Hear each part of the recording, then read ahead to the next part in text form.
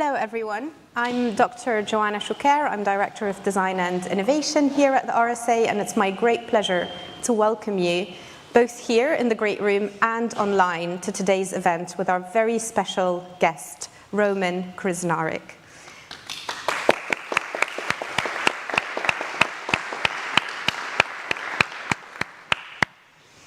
So Roman is a social philosopher, a senior fellow at Oxford University's Centre for Eudaimonia and Human Flourishing, and founder of the world's first empathy museum.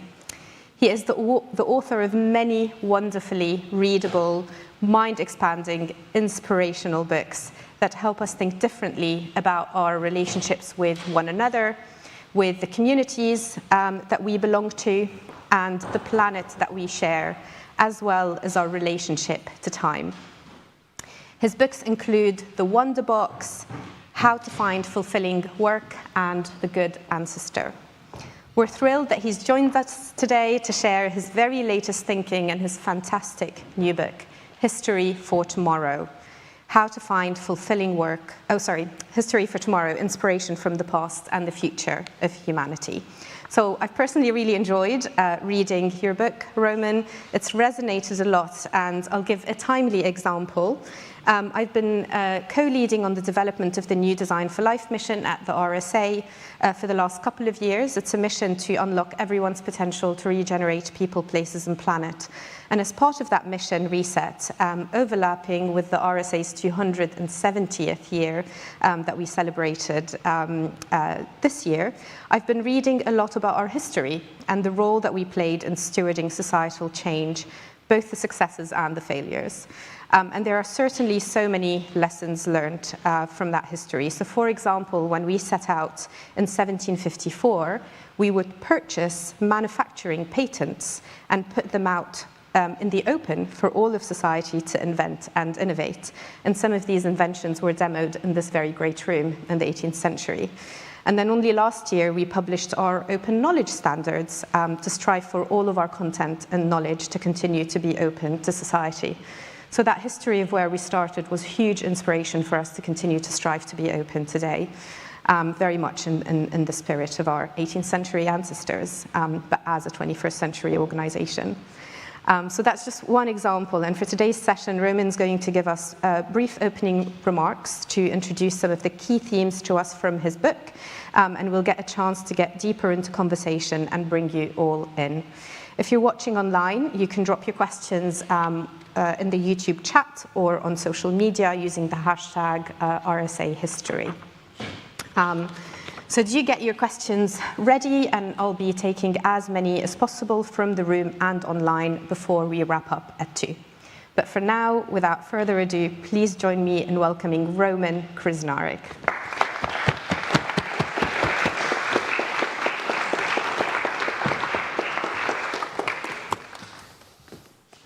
Hello to you all. Imagine you're standing on the old Nihonbashi Bridge in the ancient Japanese city of Edo, now known as Tokyo. It's around the year 1750. It's the era of the Tokugawa shoguns, and there are people chatting with each other, pushing cartloads of rice, seafood traders taking their goods to the fish market on the other side of the bridge. And if you looked around, you would notice one of the remarkable things about Edo Japan, this city, was that it was huge. It was a city of over 1 million people, so far bigger than London or Paris at the time.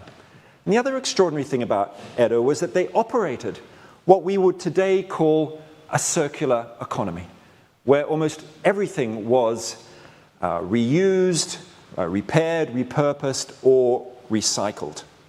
And at the time, Japan wasn't trading much with the outside world, so they had shortages of key resources like cotton or timber. And so what happened was that, for example, a tradition of garment making developed, known as boro, which means tattered rags, where precious pieces of cotton would be sewn together into garments and then passed on down the generations. And they created things just like this. I'm wearing an original boro jacket here, which is over 100 years old. There were also thousands of businesses in Edo at the time, circular businesses. So for example, there were people who would go and collect used candle wax to reform them into candles. There were down and out samurai who would be repairing old umbrellas. If you had a regular kimono, also you might be reusing and repurposing it. So when the cloth wore out, you might turn it then into pajamas that you'd wear at night and then cut it up into nappies, and then finally you might use it as cleaning cloths and then burn it as fuel. And also because Japan had chopped down most of its old-growth forests, they also instigated a very strict regime of timber rationing. So going back to that period and looking at it, in a way, Edo Japan was an example, in fact, one of the world's first examples of a large-scale, low-carbon, low-waste ecological civilization. And it was by no means a utopia, of course. It was a patriarchal society, it was a feudal society, but I think it offers a glimpse of how it might be possible to create economies which move beyond our chronic wastefulness and the ecological blindness of consumer capitalism to a much deeper form of sustainable, regenerative society.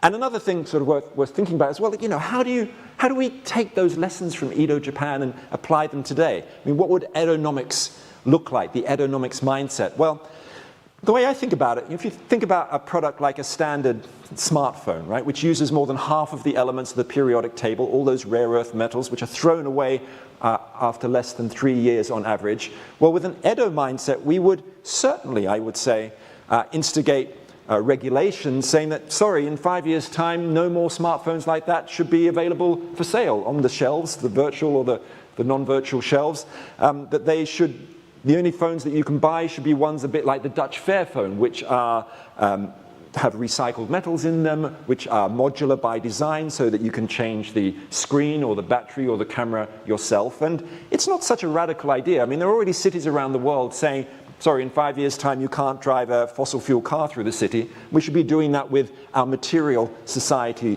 as well. And one other thing about Edo I think is really interesting. You know, often people say, oh, you know, if we're going to live sustainably, you know, that's just going to send us back to living in the dark ages, to go back to living in caves.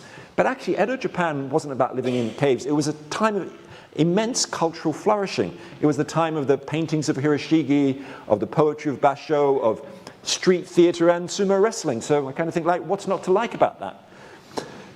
So that's Japan. But why am I telling you all about ancient Japan? I'm telling you about this because I think that it's an illustration of the way that history is one of the most undervalued resources that we have for thinking about the future of humanity. We have vast amounts of the stuff that we are failing to tap into. That history, I think, can be a guide through our turbulent times. It can be a kind of counselor rather than a clairvoyant. And here we are in an age of polycrisis, risks from artificial intelligence, the climate emergency, threats to democracy, and yet our politicians, to my frustration, maybe all our frustration, are so trapped in the tyranny of the now, looking at the next opinion poll, the latest tweet, or they're crossing their fingers and hoping that the tech bros in Silicon Valley are going to sort out our civilizational problems for us. And basically they're failing to recognize that to go forwards, sometimes you need to look backwards. I mean, you wouldn't drive a car without looking in the rear vision mirror.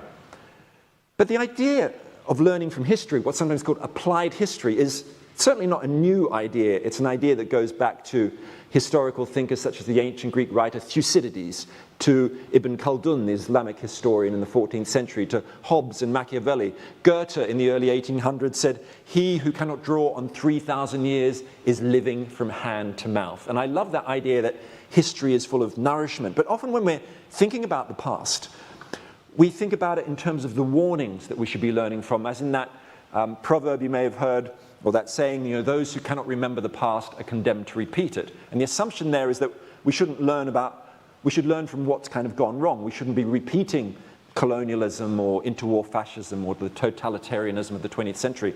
And I agree with that, but what I've tried to do in my new book, History for Tomorrow, is to look not just at what's gone wrong, but what's gone right. To look not just at the cautionary tales, but to try and find the inspiration, the radical hope from the past that can help reveal how civilizations in the past have risen to the challenges and the crises of their time, have tackled and attempted to tackle the injustices of their time, often against the odds and sometimes with great success.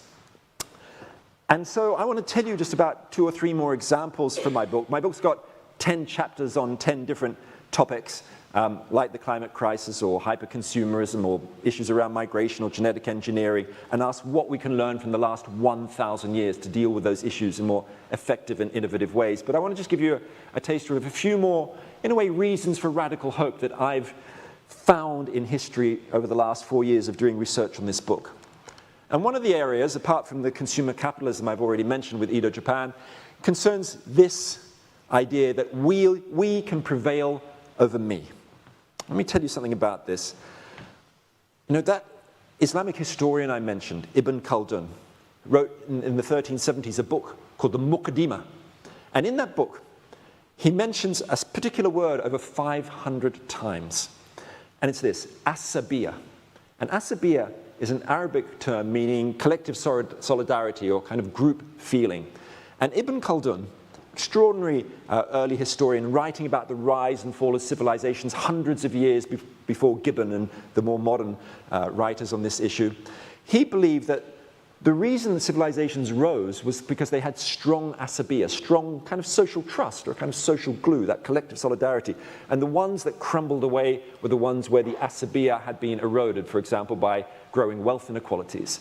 And in today's world, I think a lot of our fracturing, the asabiya is being eroded by social media, by the fragmentation of all those algorithms which split us apart into pro-Trump and anti-Trump, or climate change deniers and climate change activists, where the algorithms are feeding us news feeds which are just reinforcing our views. And there's a question there about what history can teach us about trying to overcome that fracturing. And I think if you're going to think about that particular issue, particularly around social media, historically the place to go back to start thinking about this is to the history of the printing press, another great communications technology which, when you look closely at it, was a source of immense polarization, just like social media today. And I think that story really starts in the year 1517 with the world's first viral blog post, which I happen to have a copy of in my pocket here. And here it is. That is the world's first viral blog post, and you might be able to tell what this is from the year 1517. This is Martin Luther's 95 Theses critiquing the Catholic Church, the papal hierarchy for its corruption and sale of indulgences and things like that, which was nailed to a church door in Germany in that year. And then Martin Luther's friends then translated this from Latin into German, and using the new printing presses at the time, Gutenberg's famous mechanical printing press, started spreading the 95 Theses across the German-speaking lands of Europe, and within about a month, hundreds of thousands, maybe more, people knew about it. And this was the beginning, in a way, of the Reformation, the challenge of Protestant reformers to the Catholic hierarchy. And Martin Luther himself, the German priest, was a great savvy social media user. He realized once he saw this spreading so quick, he then very swiftly translated the New Testament into German so it could be read by everyday people.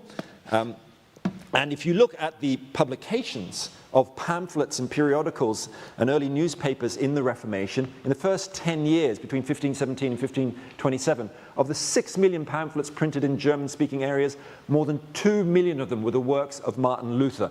You can see that huge spike there of editions of Luther's work, which just spread like wildfire across Europe and translated into the vernacular, so they didn't have to use intermediary priests to explain the Bible and other things to them. And for those people who couldn't read and who were illiterate, Martin Luther's publications, they also put out woodcuts, like the one you can see there on the right from the year 1523, which, you can see there a figure with a donkey's head and kind of fish scale skins. That's actually a portrait of the Pope.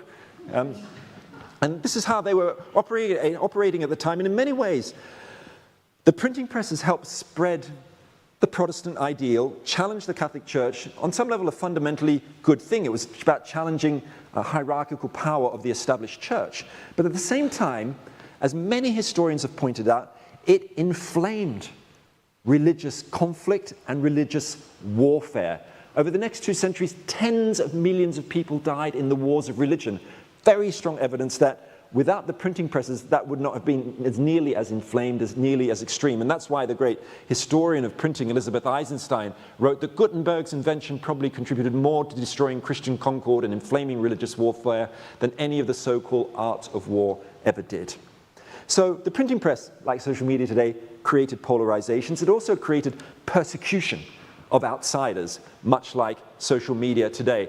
This is a piece of fake news from the year 1533, a bit of 16th century clickbait. It tells the story, it's a newspaper story about a young woman called the Maid of Shiltach, who was accused of witchcraft, so-called witchery. She was accused of having flown on a broomstick with the help of the devil to go and burn down a small town in Germany, and she was burnt at the stake. And this story was picked up by the commercial printers at the time who loved this clickbait, who loved this fake news. They spread it, again, right across Europe. They sexed up the story with kind of false sort of drawings and paintings like this with the young Maid of Shiltach, topless, being burnt at the stake. And this was a prime instance, but a very common instance of what was going on in the 16th century, which was the way that the printing presses helped spread this fake news and particularly persecuted women for the so-called crime of witchcraft. Between about 1530 and 1680, in Britain, around 500 people, mostly women, were executed for witchcraft. In Germany, it was about 25,000, right? Partly because that's where all the printing presses were. The printing presses fed into this frenzy, the witch hunt craze, particularly the 16th century. And if I look at the world today, I mean, if you look just over the last summer, the far-right riots that broke out in Britain after a piece of fake news about apparently an asylum seeker, undocumented, having perpetuated a crime at the end of July in Stockport. You might have heard about this, you'll know about this. A complete piece of fake news which then spread like wildfire, the persecution of refugees and asylum seekers. Even around the corner from my house where I live in Oxford, the far right targeted an asylum and refugee centre. I look at that and can't help but see a kind of repeat of this history of this persecution of using social media, using communication technologies to persecute people. Now, this is admittedly the dark side of the printing press, but there is a kind of more positive story to it, because the printing press in later decades and centuries then combined with another technology to, in a way, help create democratic culture and a culture of rights. And that technology it combined with was the coffee house. That, when the coffee houses started spreading to Britain from Turkey in the mid-17th century, by about 1700 they had spread like crazy. In London alone, there were about 2,000 coffee houses in 1700. The one on the left, you can see in the image there, Man Waring's, is like a 10-minute walk from where we're actually here today. And the interesting thing about the coffee houses is that, you would walk in, and this is particularly in London, but in some other European cities as well, you'd be offered a bowl of coffee rather than a cup for a penny or so. You could sit on it all day. But the other thing that was curious about these coffee houses, and you can see it there in the pictures, that they tended to have communal tables where you would sit down and you would find the periodicals and pamphlets of the time available for you. That's where the printing presses came in. But this is also where you would sit down and have conversations with strangers, potentially with people who had views very different from your own. And as you probably know, there were coffee houses that specialized in scientific talk and artistic talk and business talk, but above all, there were places for political talk. This is where Daniel Defoe and Tom Paine were doing their thing. This is where people talked about ideas like republicanism and anti-slavery. And I think we can think now about the ways that the coffee houses created these conversations between strangers with the help of the printing press, and think, how could we, in a way, harness that history or learn from it to deal with the social fracturing today, with the erosion of asabiya? And I think we should be trying to get a bit of a historical caffeine fix and directly thinking about this kind of lesson from history. I think one of the things we can ask ourselves is, how could we create the digital coffee houses of the 21st century? And immediately you probably think, online, like political conversations, they're just people being incredibly rude to each other because of chat rooms. They're full of anonymity and really badly moderated. But there are some really good examples. One of them is a project called Deutschland spricht, Germany Speaks, which was founded in Germany in 2017 by a newspaper, Die Zeit. And what they did is they asked people to sign up for online conversations with people whose political views were basically directly the opposite of their own. And since then, over 90,000 people have taken part in Deutschland spricht. It's also spread around the world. And a Harvard study of this particular project showed that when people get together, so they will pair up online normally for conversations, in 90% of cases people speak for more than 1 hour with their so-called adversary, and in 33% of cases they'll speak for more than 2 hours, and the conversations on average reduce intolerance or out-group persecution by around 75%. So I think it's worth thinking about how we might create these kinds of projects, but I'm also interested in the analog, the face-to-face coffee houses that we might be able to revive. If you think about it, Britain today has about 30,000 coffee shops. And imagine if they all had communal tables and there were just 10 conversations between strangers a day. In 1 year, that would be over 100 million conversations between strangers. And I think this is actually a very profound kind of social change. It's a knitting together, the creation of asabiya. I used to be involved in a lot of conversation projects which try to do the same thing. Up there you can see one called the Oxford Muse that I was involved with a historian called Theodore Zeldin. And what we used to do is run conversation meals where strangers would be invited to a meal, but instead of giving a menu of food, they were given a menu of conversation with questions about life on it, like what have you learned about the different varieties of love in your life? Or in what ways would you like to be more courageous? And it was the opposite of speed dating. You talk for 2 hours, not for 2 minutes. And I believe that we need to design these kinds of conversations and connections between strangers into our societies today, and particularly into our cities today. Of course, this kind of contact between strangers emerges in certain kinds of social institutions naturally. So in Britain, every weekend, over 1 million children create asabiya by playing youth football together, right? And particularly in urban areas, there's a lot of mixed race teams, like my own kids, both my son and daughter play in mixed race football teams. And what they're actually doing is exemplifying something in social psychology called the contact hypothesis, which is the idea that if you bring together people from different backgrounds, ethnic backgrounds, gender, age groups, and so on, if you get them to do something together and have a shared goal in conditions of more or less equality, in about 90% of cases, you'll create more mutual understanding, empathy, and tolerance. And I think that's what's partly happening in football, but I think we can also design these kinds of interactions more specifically. If you think about in Singapore, for example, in the 1960s, they had race riots between Chinese and Malays and Indians. So what did they do?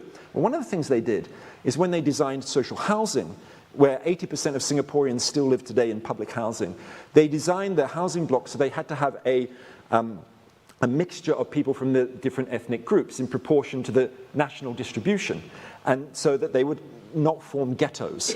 And the other thing they did is, if you go to Singapore's public housing, which I've been to, most people don't have their own balconies. They have a kind of a shared corridor, and they mix people together, again, of different ethnic backgrounds, so that they are on the same floor, so they get to know each other on their corridors. So this is another example, I think, of designing asabiya, designing the we rather than the me that we need to consciously do, and we can learn from history to do it. Let me offer you another reason for radical hope from history, which is the idea that democracy can be redesigned. I think it's really essential to think about governance and what history can teach us about reinventing what governance looks like, because it's clear to me, I'm sure it's pretty clear to you, that the kind of political systems we have are absolutely hopeless at dealing with the crises of our times. I mean, since the alarm bells began to ring about the climate crisis after the Rio Earth Summit in 1992, global carbon emissions have more than doubled in those 30 years. I have very little faith in traditional representative democracy to solve our problems for us, and that's partly why there is a growing democratic fatigue syndrome with a decline of trust in traditional parties and political systems and democratic institutions right across Europe, which helps explain the rise of the far right, the anti-system politics and politicians. So we need to rethink this system, but it's very difficult because the water we swim in is representative democracy. I mean, I used to teach democratic theory and history and practice in British universities about 25 years ago, and it never occurred to me at that time that the kind of democracy I was talking about, the representative system, where we elect expert politicians to rule in our stead, I used to think sort of that's what democracy was. It didn't really even occur to me that there were many other varieties. A bit like when Winston Churchill said, oh, democracy is the worst form of government except for all the other forms which have been tried from time to time. Well, he was just assuming that representative democracy was what democracy is, but there's so many other forms if you look through history that I think we should be tapping into. Let me just tell you about two of them. One is the idea of assembly government, where we build our political systems from the grassroots upwards. And a good example of this was discovered by British colonialists when they entered the lands of Igbo communities in Nigeria in the 19th century. And they were quite frustrated because when they looked around, they couldn't find any rulers. They couldn't find the chiefs. They assumed that they would have hierarchical, kind of authoritarian forms of governance. But amongst Igbo communities, where tens of thousands of people were operating or part of quite grassroots, flat political systems. So you have a system where at a base level you'd have community meetings or neighborhood meetings where men and women could go along.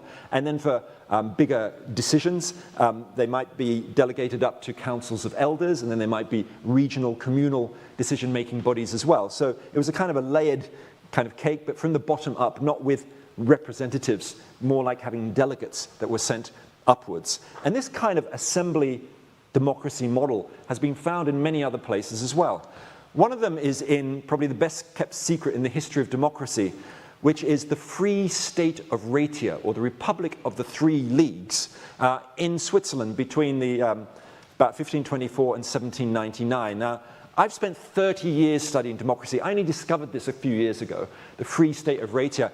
And what it was is a republic with hundreds of thousands of people living in it, which had that assembly form of government. So they had about 230 or 250 neighborhood councils where decisions were made locally on issues like whose turn it was to clean the Alpine path or setting local tax rates. And then decisions were delegated up. They would send delegates from their neighborhood councils up to the commune level, to about 49 communes. And then there was a federal assembly, a Bundestag, that met a couple of times a year to deal with things like diplomacy and international relations. And this was a system which lasted for a couple of hundred years, through many ups and downs, but it was a kind of effective form of alternative democratic governance. And something very similar can be found today in northeast Syria, in the area known as Rojava, which is a Kurdish-controlled area of about 4 to 5 million people.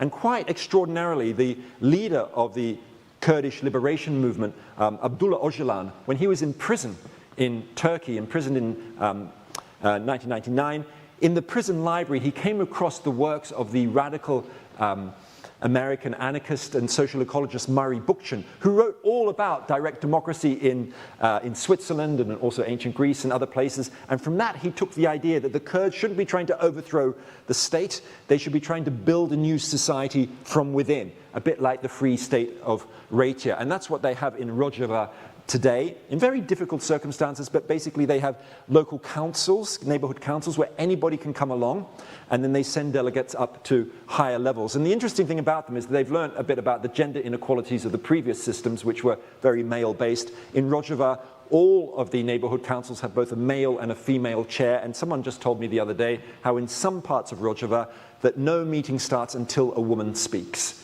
So it is a really extraordinary form of assembly government we should be learning from. But there's a second form of democratic alternative that we can look to, which is the idea of sortition, which is about the random selection of citizens for public office, a lottery system like we used for juries today. And there are many examples of sortition, this random selection being used through history. That's been used in ancient China, amongst indigenous people in India. Most famously, probably in Western culture, it's found in ancient Greece, where one of the main decision-making bodies, the kind of equivalent of the House of Commons, the Council of 500, was randomly selected. 500 people there. So, of course, it was randomly selected from a limited group of people. It was just official Athenian citizens. That means men only, no migrants, no slaves. But it's still a system which was managing a democracy for tens and tens of thousands of people.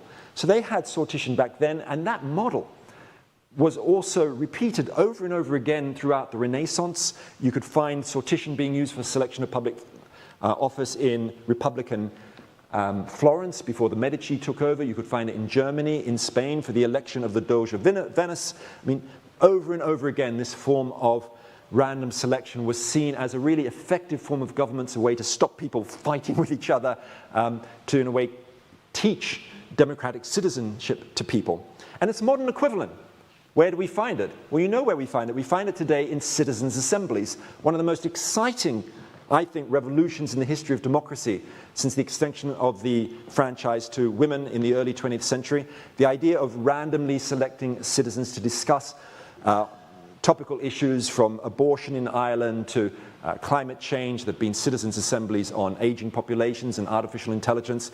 Across Europe in the last 10 years, there have been more than 250 of them, where the way they would work, and there's an image of me here speaking at Ireland's Citizens' Assembly on biodiversity losses, about like a typical example like that one, 100 people randomly selected from across the country to discuss this issue of biodiversity loss. They are an algorithm ensures that there's a geographic spread and an ethnic spread and gender and age group spread, and they sit and talk through the issues for several weekends, and there's very strong evidence, and it's growing every day, that citizens' assemblies tend to take a longer view than your typical politicians because they're not caught up in the short-term, corporate funding and the electoral cycles and things like that. And I actually was a little bit skeptical of them when I first went to a citizens' assembly and spoke at one. And I've spoken at a few, because I thought, well, biodiversity loss is actually quite a technical issue. It has to do with EU biodiversity law and technical things about ecology and stuff. But here I was talking to probably the most diverse group of people I've ever spoken to, people who worked in shoe shops, nurses, street cleaners, lawyers, all sorts of people. And within a few hours, they were in their facilitated discussions after listening to experts, having really fantastic conversations. They were asking really great questions. In fact, by the end of the first day, more than 1 in 4 of them had stood up and asked a question to the experts on the stage. So I think we're just, in a way, learning how to use citizens' assemblies well. The politicians are still very good at ignoring their recommendations. I think that's changing. The mayor of Gdansk in Poland will now pass any policy which has been supported by more than 80% of the citizens' assemblies. And I think we need them for not just general issues like climate change or AI, but I think we should be integrated more into our mainstream political system. So in this country, I think the House of Lords should be replaced by a House of Citizens, which is elected by sortition, random selection of citizens. And maybe the Labour Party wouldn't be too happy with it. Well, let's at least have half the people being randomly selected. Let's make it a house of good ancestors, in a way, who are taking care of the planet for today's generations and for all the generations to come. So deep historical roots. Let's open up our imaginations for different forms of governance. But I don't think we're really going to get there unless we tap into a final major lesson from past, a reason for radical hope, which is the idea that disruptive movements can change the system. Now, I don't believe that there are any universal laws of history like kind of Karl Marx. I think nothing ultimately in history is inevitable until it happens. But there are patterns. And one of them over the last few hundred years is that if you want to get radical transformative policy change, disruptive movements can play a really important role. Now, sometimes you do get transformative change in extreme crisis circumstances, like the Second World War in Britain. The government introduces rationing, or COVID, and the government bans people from flying in aeroplanes overseas. But outside those very extreme circumstances, I ask myself, well, what kind of situations do governments actually embark on the kind of radical policy change we need, for example, to overcome our addiction to fossil fuels? And if you look through history, the pattern I've seen is what I think of as the disruption nexus. And this is a model which appears in my book. So it's got 3 elements. The first thing you need for transformative change is some kind of crisis. We know normally a crisis by itself doesn't get governments to change. You can have a melting ice sheet at a financial crash and the government just basically, the inertia of the system goes on and nothing fundamental changes. So you need a crisis, but you need more than that. The second thing you need are the disruptive movements which can amplify the crisis, put it onto the political agenda. And the third thing you need are the transformative or visionary ideas, the new models that can replace the old system. And I don't quote Milton Friedman very often, but he did say something once, which is that all crises are opportunities for change, but the actions that are taken depend on the ideas that are lying around. And that idea component is fundamental. You can see it in action, for example, in Berlin, 1989, the end of state socialism in Eastern Europe. For years and years, there had been protest movements which had failed to bring down the regime. Well, what happened in 1989? You had the three parts of the disruption nexus. You had a crisis in the East German leadership, partly because they were arguing with each other about how to deal with Mikhail Gorbachev's reforms. And then you had the ideas, in a way kind of old ideas, around democratic freedoms, freedom of speech, freedom of movement, democratic elections, partly coming out of the work of people like Václav Havel's essays, The Power of the Powerless. And then you had the great disruptive movements, the uprisings in Leipzig in October 1989, and finally the uprisings in Berlin in early November, which tipped the system into change. Those three things came together. And you can see what happens when you don't get all three parts of the disruption nexus. So think of the 2008 financial crash.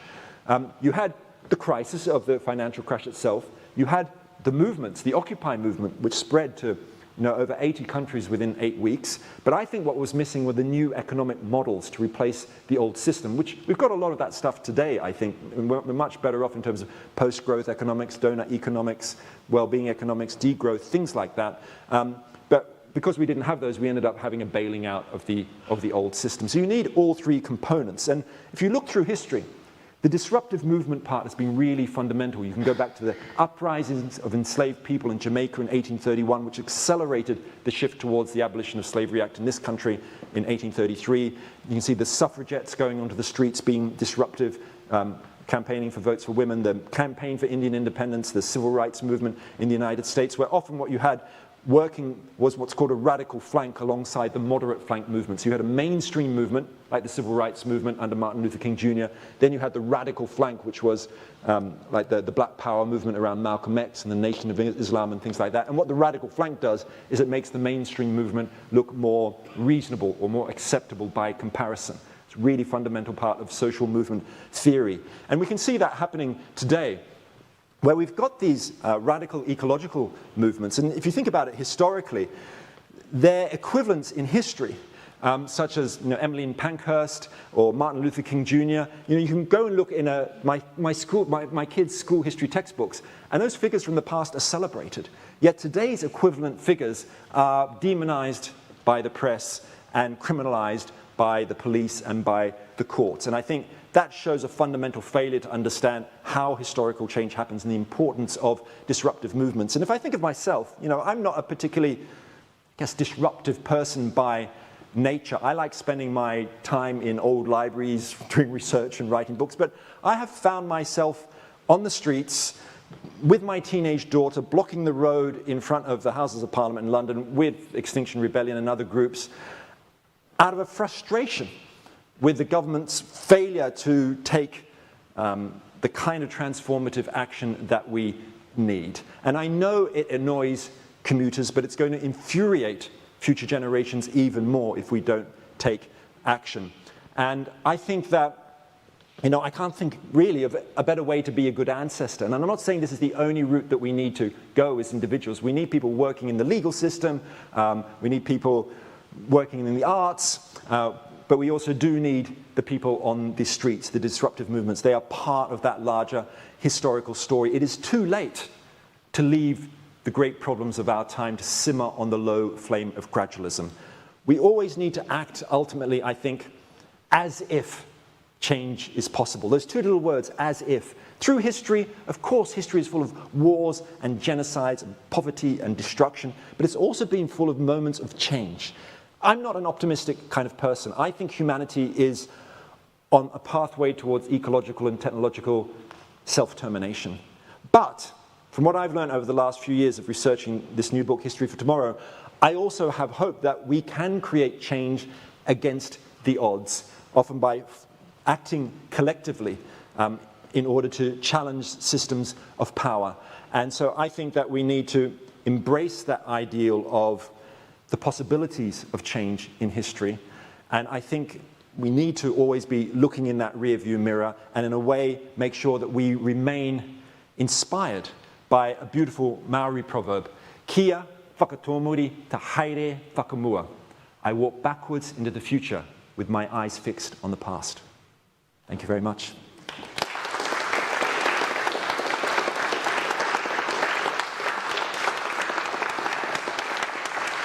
And now it is time to speak.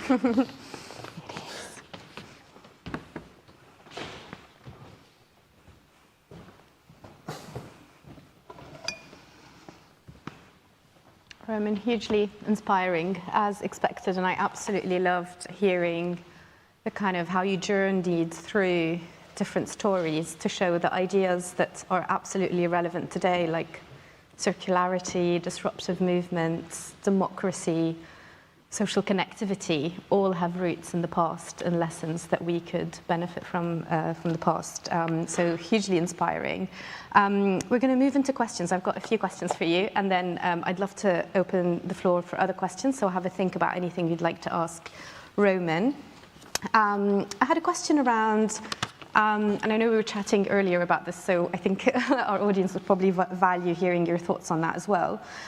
Why do you think we are so conditioned in our current kind of society today? Why are we so conditioned to forget the past so quickly and move into looking for novelty and new ideas?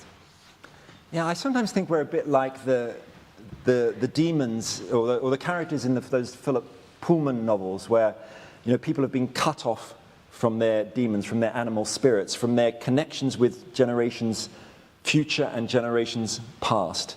Now, what explains that? I mean, the easy answer is to say, well, it's our phones and it's digital technology, but in some ways, the answer is, I'm pointing at it right there, which is a clock built in the year 1760. And the reason the clock is important is because our culture of time has fundamentally changed over the last 500 years, has sped up time and has diminished both the past and the future. So, you know, when the first mechanical clocks were invented in the 14th century, they used to chime about once an hour, maybe every 15 minutes. By 1700, most clocks had minute hands. By 1800, they had second hands. And that one over there from 1760 actually has a second hand in the middle of it. And of course, the clock became the key machine of the Industrial Revolution, the factory clock, making workers work harder. And, you know, now we've got nanosecond speed shared trading. And I think that's just one part of the story. I think there are many other parts of the story which, in a way, make us forget the power of the past. And of course, it's not as if all politicians ignore history.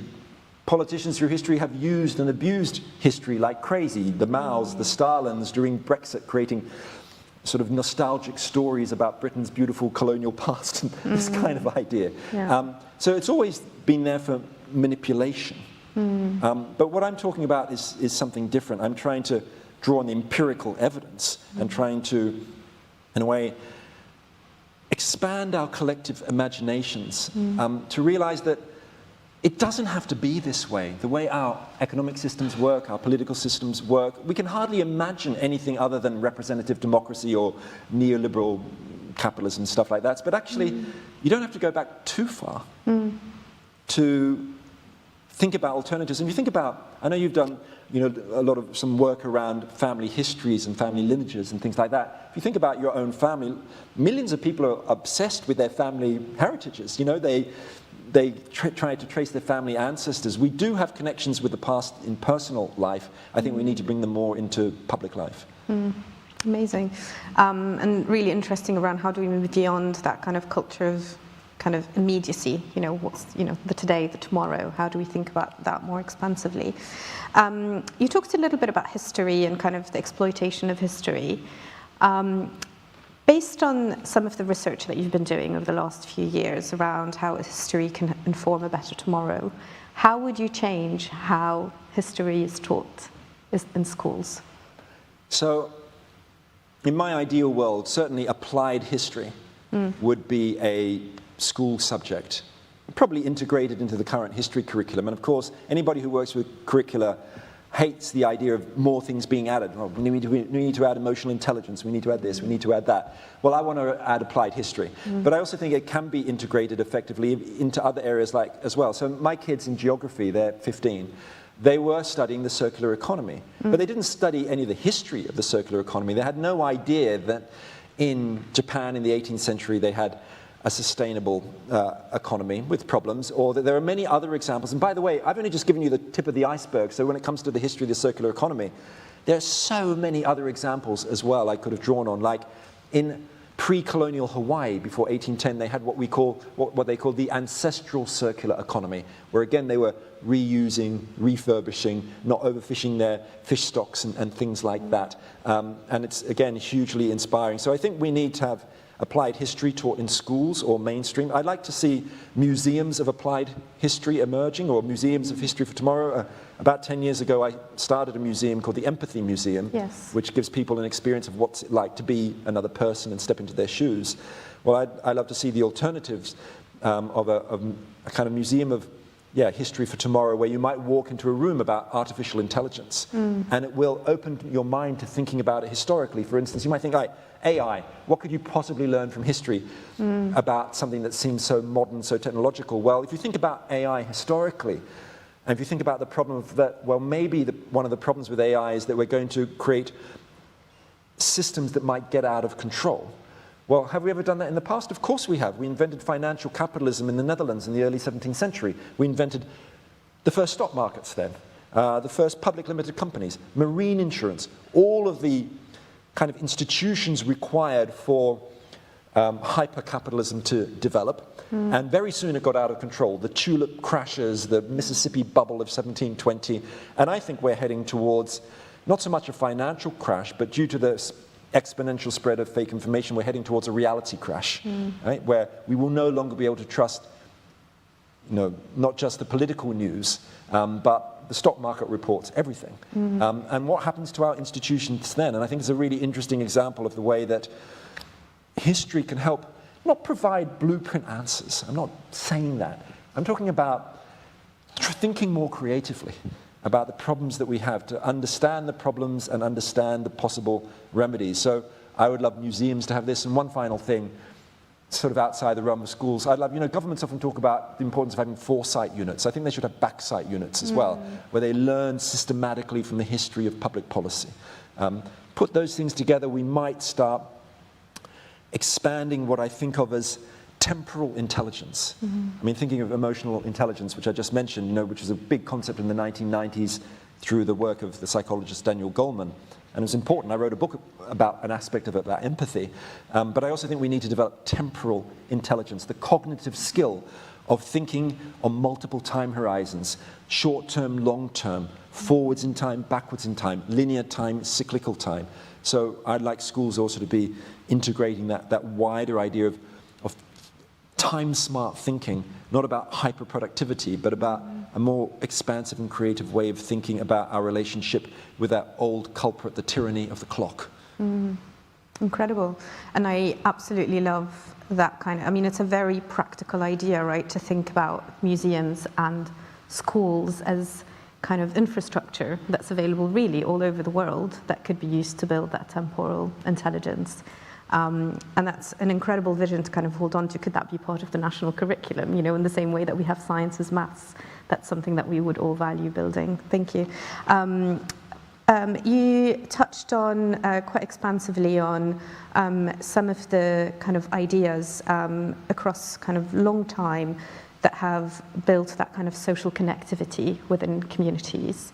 And we know that particularly in the last year, that's been ripe with conflict, war, civil unrest. You mentioned a few examples, particularly recently in the UK with some of the kind of extremist movements. But at the same time, we hear that communities feel a strong sense of helplessness and hopelessness. There's, what can I do? I can't change this. This is too big for me. What can communities do? What is a very practical thing from what we've learned in history that communities can do right now to build social capital and social connectivity and community cohesion ultimately? Let me give you a really interesting example of this from Sweden from the 1970s. There was a Swedish philosopher and travel writer, brilliant writer called Sven Lindqvist. You may have read one of his books like Exterminate All the Brutes or A History of Bombing. Well, in the 1970s, before he became famous for all these books, he started a movement in Sweden which spread across Scandinavia and into Germany and Denmark called Dig Where You Stand. And he wrote a book called Dig Where You Stand. The subtitle was How to Research Your Job. It's only just been translated into English. And basically what it was a manual for factory workers and mine workers to start researching the histories of their own workplaces, the history of the industrial accidents, the history of who owned it, the connections that they might have with workers in similar industries on other sides of the world. It actually came out of the Swedish socialist movement, this Dig Where You Stand movement.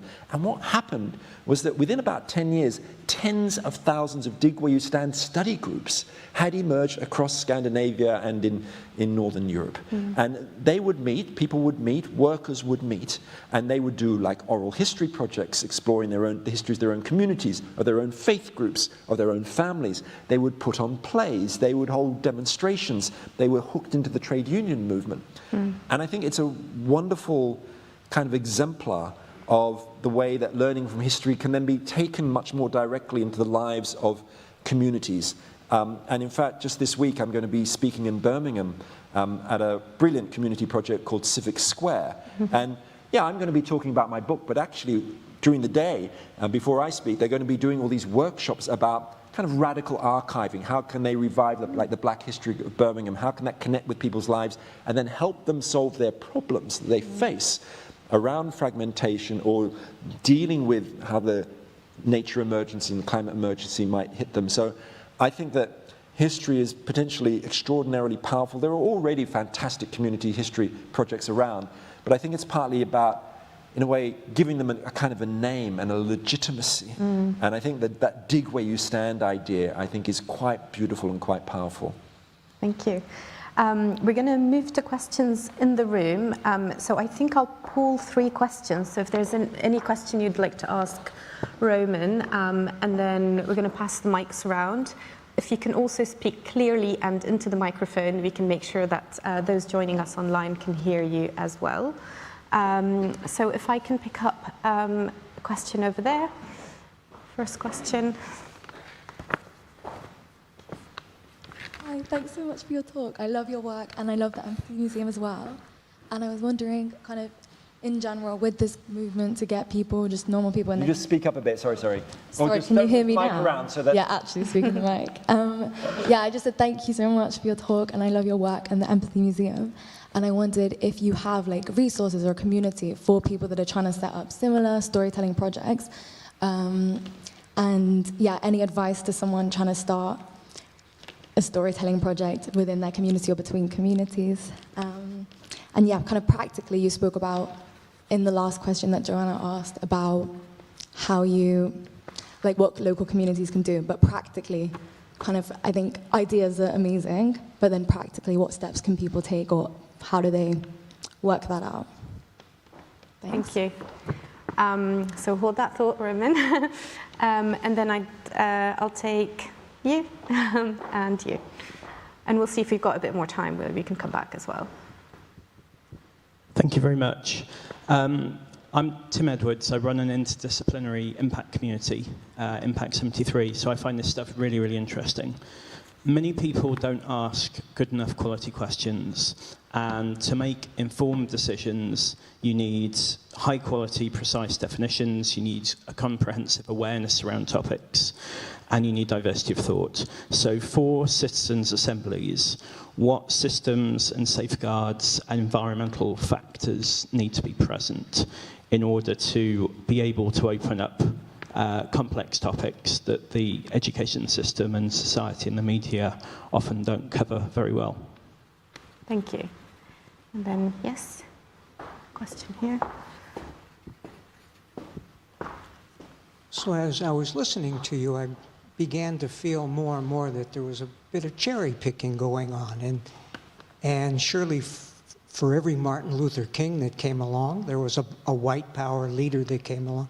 Why should we think that these kind of independent disruptions or independent councils should lead in a direction that you would think is the right direction as opposed to a direction that you wouldn't have picked to talk about?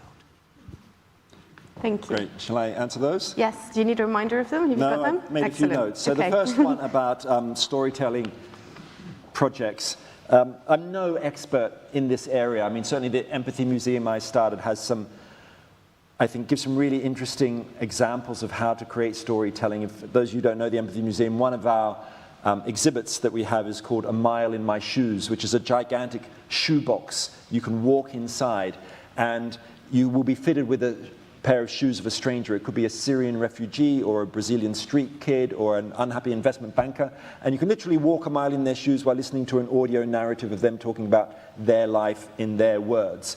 And I think one of the reasons it works actually is because the quality of the audio recording. So we hire freelance BBC producers and stuff like that, audio producers, to go and talk to someone for 2 or 3 hours and then edit it down to a 10-minute talk. And through trial and error, we've realized that that's what works. There are lots of other great projects. I think in Leeds, there is a radical archiving project that is worth looking up. And a really good place to look up is, if actually you look up Civic Square, the event I'm speaking at on Wednesday, if you look at the 3 workshops that are being put on by different practitioners of community history, I think if you look at their work, you'll find probably some really good guides for how to bring out really good quality storytelling at a community and other level. On the question about citizens' assemblies and definitions, I absolutely agree with you that one needs to try and, particularly around really complex issues around AI or biodiversity loss, how do you bring citizens up to speed? Again, as I said, I was skeptical about this myself, and I was really surprised by the quality of the discussions. I think a few things makes it work well. One is really good experts who are introducing the topics, but of course there is the danger question of who gets to choose the experts, right? Which is a little bit like the cherry picking question, which is the third question. So I think there is a complex issue there about who chooses the expert. There has to be really good quality facilitation. And again, like in little groups of maybe 6 to 8 or 10 people maximum, so people can really talk. And it's about building people's confidence, actually, rather, I think, than making them experts on a topic. In a way, it goes back to the question of whether you believe in the jury system or not, right? And I believe in the jury system, and that you can kind of bring people pretty much up to speed and who are not coming along necessarily with the same prejudices as those who are inside the system. Of course, they're coming with their own prejudices, right? So, at the Irish Citizens' Assembly for Biodiversity Loss, before it started, they also took everybody out on a field trip to go and visit, boglands and wildlife areas and things like that. So, there's partly an education has to go on, as part of it. And the other thing they did, which I thought was fundamental, was that they had a parallel Citizens' Assembly on biodiversity loss for youth, children and youth. And that they had their own discussions which fed into the main discussions. And then a final thing is, what they've introduced in Belgium is they have these permanent citizens' assemblies, like permanent citizens' assembly on the climate in Brussels and then also in East Belgium. And it allows the citizens to develop kinds of expertise, like members of the House of Lords today develop them, or, and participate in the select committee. So I agree with you. But I think you just don't. I think one shouldn't underestimate people's capacity to get their heads around stuff as much as any politician. Just think how many housing ministers there's been in this country over the last 15 years. Yeah. And those are people like at the heads of departments. The cherry picking point, absolutely. I've tried to be systematic about my cherry picking, and let me say something about this. Any field of knowledge one goes into is full of cherry picking. Economists are constantly cherry-picking about which statistics we look at over which time periods, in which countries, when and how, and what kind of measures of this and that. Political scientists, what I used to be, do it as much as anybody else as well. Historians do it too, because they're having to make decisions about quantitative or qualitative analysis. Do I look at culture and gender or science and technology? What's the balance? What time periods, again, do I look at? What geographies? What time? All of these things. I've just tried to be as honest as I can about how I've done it. And I've tried to do it, as I said, sort of systematic cherry picking. So what I did is I started with identify 10 major challenges facing society in the 21st century by reading the literatures, academic literatures on existential risk, civilizational collapse, as well as surveys of global risk. I came up with these 10 things. Of course, there could have been 8, there could have been 11. So I'm not saying there's no subjectivity involved, but you can see all the references in the book. Then I asked myself, okay, which of these which bits of history inform these 10 issues? And obviously, you know, the history of the medieval tennis, on which I happen to have written a book, does not inform the issues very much. So, you know, that also cuts out certain kinds of history. And then I ask myself, which bits of history are not just about the warnings from the past, but about the sort of inspiration from the past, the stuff that's gone right, not just the stuff gone wrong. And then another layer below that was trying to think about not just about history in terms of the great leaders of the past. This is not, my book is not about the Napoleons and the Churchills and the Mandelas. It's about grassroots change, collectivities. It's about social technology. Or social innovation as much as technological innovation. And then, of course, there's an element of trying to get a geographic spread. And yeah, one can always argue with the case selection and the literatures. And the final thing I did is I only chose cases where there were large, substantive academic literatures. And luckily there are, but it just so happens that most of the historians tend not to try and connect their work to the present. Some of them do, like the great historian of 20th century authoritarianism, Tim Snyder, his book on tyranny, which I think is brilliant, but that's about the warnings of history. So yeah, I've tried to do what I can to be as open as I can and honest as I can about it. But ultimately, yeah, cherry picking, but I hope these are systematically chosen tasty cherries. Thank you, Roman. And on the question around tools and resources for community, the Joseph Rowntree Foundation published a collective imagination toolkit a couple of weeks ago, to which Roman has contributed. There's a number of temporal tools for communities. Yeah, that is absolutely brilliant, actually. I mean, it's got lots of different areas of how to empower communities to reimagine their worlds. Yeah, it's called the Collective Imaginations Toolkit. Yeah. I know there were a few hands up in the room, and Roman will be around, so please grab him and talk to him afterwards. But I want to make sure that I ask a question that's coming up a lot for us online. How can we balance the lessons of the past with a rapidly changing technological landscape today? I think you mentioned briefly AI. So things like the rise of AI and social media. Are there specific historical examples that can guide us in managing the ethical implications of these technologies? Yeah. Of course, in a fast-moving technological world, history somehow can feel sometimes irrelevant.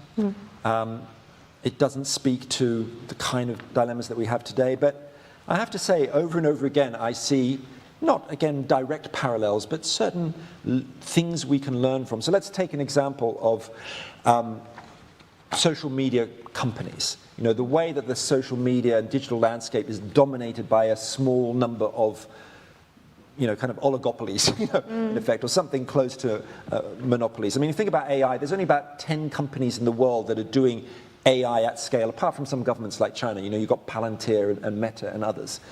And I think one can ask oneself a historical question there. In a way, it's a kind of a Marxist question, which is the question of who owns the means of production. That's what Marx would ask, I think, about today's digital landscape. Yeah. And that then leads one to think about, okay, who owns the stuff? How have things been owned in the past, and what can we learn from that? So one way to go with the kind of monopoly-style digital capitalism is say, well, what history teaches us is that we should break up these big companies in the same way that Standard Oil was broken up in 1911 into 40, different companies. But do we really want to have 10 Metas, or 10 Palantirs? It's not obvious to me that the breakup strategy is the best route. Another one you might go down historically is public ownership, right? So Britain took coal mines into public ownership after the Second World War, and we could do that with certain kinds of digital technology. But again, I'm a little bit skeptical about that route too, because what happens if all of the AI is owned by governments, and that just accelerates and inflames surveillance culture? We already know governments are doing this all the time, often in collaboration with private companies. One area I think is really interesting to look at is, historically, is the history of cooperatives and steward-owned companies for thinking about this, the digital landscape. So if you go to Italy, the region of Emilia-Romagna, capital Bologna, has 5 million people living there. 1/3 of the GDP of Emilia-Romagna comes from cooperative businesses owned by workers and their customers. 1/3 of employment comes from cooperative businesses, which have their roots partly in the 19th century, but actually going back to Republican struggles in the 13th, 14th century. In fact, the University of Bologna was run by its students for its first 300 years. They employed the lecturers and kicked them out if they were boring. And today what we're seeing is a revival of cooperatives and steward-owned companies. Think about digital companies like Mozilla, which has developed Firefox, companies like Bosch. Think about Patagonia, the clothing wear company, which not too long ago basically put their shares in the hands of a public trust where the founder of Patagonia now says our one shareholder is planet Earth. In other words, there's a fiduciary duty of the company, to make money, but also to the planet and also to customers and down supply chains. And I think we've got incredible historical roots of these alternative ways of organizing our economies. And we should be trying to draw on those today. In fact, in Bologna, the local city government helps support digital cooperative platforms. So one of them they've developed is an alternative to Airbnb called Fairbnb, right, which is a community-based, again still international platform where you can go and rent a room to stay in Bologna or in Nice or wherever it is, but then money goes back to local communities. It's not siphoned off and doesn't end up in California. And again, these have roots in this deep cooperative tradition. But I think actually my money's less on the cooperatives and more on the steward ownership model, which I think is a bit more nimble for trying to embody a regenerative future. Thank you, Roman. Really provocative, I think, frameworks for us to think through in terms of distributive models of ownership and production as ways of de-risking these new technologies. It's been really short, and that's all the time we have for now, at least for now. For everyone watching online, it's been great having you with us. Thank you for all your comments and questions. If you're an RSA fellow joining online, you can keep the conversation going on our digital platform, Circle. So click on the link that's going to appear in the YouTube chat, and you'll be taken through to a dedicated chat space to share your thoughts and on everything that we've been discussing today in the room. You can also find that link on Circle. You'll also find links online to buy the excellent and highly recommended History for Tomorrow book. For those of you in the room, there are books outside. You can get yourself signed by yours truly. And I'll also answer any other questions you had. Absolutely. I know there were lots of hands, so please do stick around and speak to Roman. If you've enjoyed today's event, I hope that you might consider making a donation to help us continue to share world-changing ideas like Roman's with everyone, everywhere, for free. Again, you'll find links on screen and in the chat to donate. And finally, a huge, huge thank you to Roman and for your time and inspiration today.